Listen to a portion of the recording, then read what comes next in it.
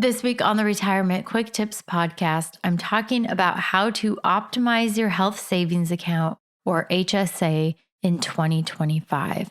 Today, I'm sort of wrapping things up and talking about, in the real world, how we want to think about using the HSA, how we want to be strategic about using these funds. Because in a perfect world, you would max it out every year, you would invest it for growth, and you wouldn't use it for many, many years to maximize the growth. We want to turn every dollar in that plan into $2 or $3 or more. But that's not always how things work in the real world. So I want to give you a few key principles here that you can use the money as needed, but still optimize it for growth to stretch your dollar much further than you could have otherwise done if you just didn't use an HSA, paid for medical costs out of pocket, or maybe you used an HSA, but you didn't max it out, or you kept the money in cash. Okay, so we want to avoid those big mistakes. But again, the world doesn't exist in a vacuum where we have perfect choices and things go perfectly to plan.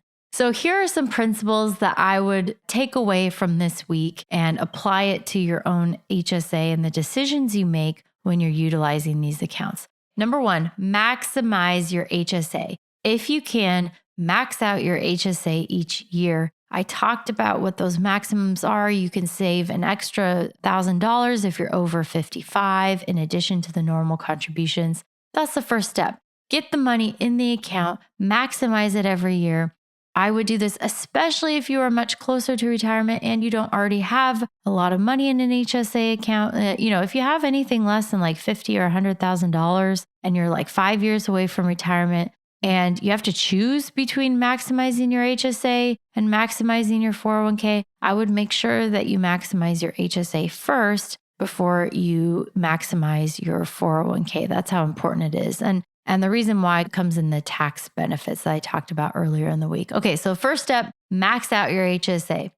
Next, invest. Now, I talked about how to approach this based on your timeline for when you are expecting to use the funds. But if you view the account as a retirement account to be spent down later in retirement, that's going to help you focus on investing that money for the long term, not keeping all of your HSA in cash. That's a big mistake that many, many people make. They just leave it in cash. It doesn't work for them. Earns like $4 of interest a year. Yay. Practically, though, you may want to maintain some liquid funds in cash for emergency expenses, regardless of your age. So, if you're nervous about that, if you're like, well, I may need to use my HSA in the current year, but I really want to invest it for the long term, make sure you have enough savings outside of the HSA to pay for the inevitable expenses and things that might come up. But you could take an approach of saying, okay, I'm going to set 10% aside for emergencies or if I need to use this money unexpectedly, but I'm going to reserve 90% of it for investing for the long term with the eye that I want to use these expenses in retirement. So 10% for emergencies, 9% for invested.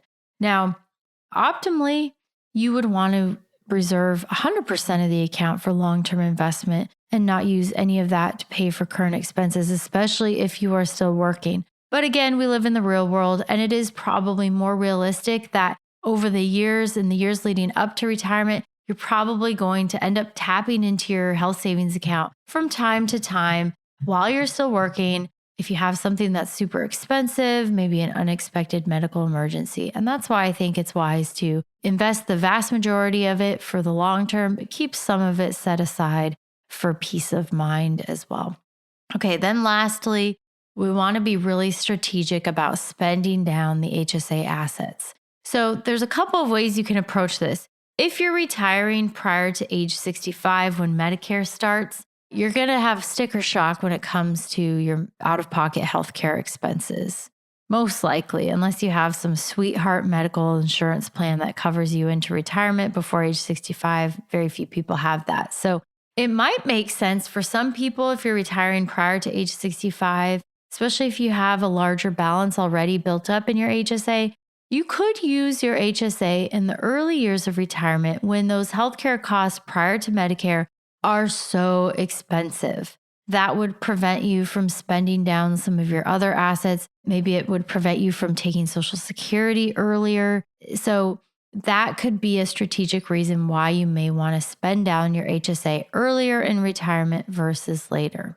But since we're talking about optimizing your HSA, we want to keep it invested for longer in most cases. And that's because medical expenses tend to go up as you age. So as you get into your 70s, mid, late 70s, early 80s, these scales start to shift. And you may be spending less on travel and doing fun, active things, but the medical bills come up. It's more likely you're going to have a health event or a hospital stay, or maybe a stay in a rehab facility, or you get cancer. I mean, this is life. Life happens. And medical expenses tend to increase the most in the last few years of retirement. Now, the trick is we don't know how long we're going to live. So does it make sense to save it all up for the end? I don't think so. But as you get on in years, as you get into your 70s and you're maybe a few years into retirement, I would save the vast majority of the HSA account for the last 10 to 15 years of retirement. And again, we don't know how long we're going to live, but you can look at your life expectancy and say, okay, if I live to be, 85, maybe I start tapping into this in my 70s as things come up. And that way you'll end up using some of the money, but we don't want to drain it, because chances are at the end of retirement, that's when we tend to experience more likely to have cognitive decline, maybe a stay in a long-term care facility, maybe need some at-home nursing care or help. These things add up really quickly. And so you don't want to drain your HSA by age 65 so that you have room for these types of expenses later on. But the trick is we don't want to save it all up for the end and hoard it all to the end either, because you don't want to get to the end of your life and you have this huge HSA account that you never utilized.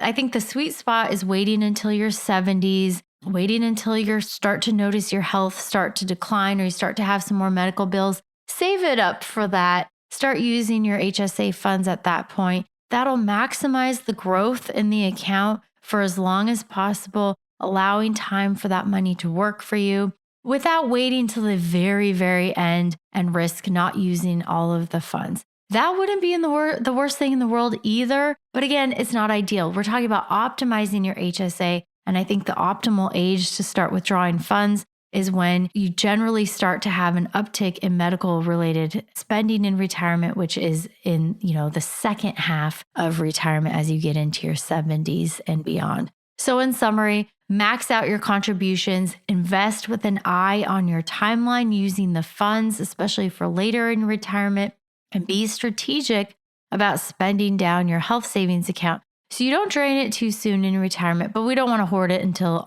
the end either. All right, that's it for today. Thank you so much for listening. My name is Ashley Michike, and this is the Retirement Quick Tips Podcast.